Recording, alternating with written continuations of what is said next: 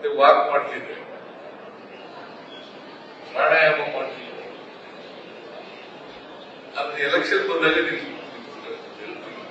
ಮಾಡಲೇ ಇಲ್ಲ. ಆಮೇಲೆ ಮತ್ತೆ ಪ್ರಾರಂಭ ಆಗಬೇಕಾದ್ರೆ ಆದ್ರೂ ಕೊರೋನಾ ಬಂದು ನನಗೆ 2 ಸಾರಿ ಬಂದು ಅದಾದ್ಮೇಲೆ ನಾನು ಶುಗರ್ಗೆ ಟ್ಯಾಬ್ಲೆಟ್ ತಗೋತಾ ಇದ್ದೆ. ಕೊರೋನಾ ಬಂದ ಮೇಲೆ ಇನ್ಸುಲಿನ್ ಕೊಡು, ಅಲ್ಲಿ ಇನ್ಸುಲಿನ್ ಬಂದರೆ ಸ್ವಲ್ಪ ಹೊಟ್ಟೆಯ ಬರಕ್ಕೆ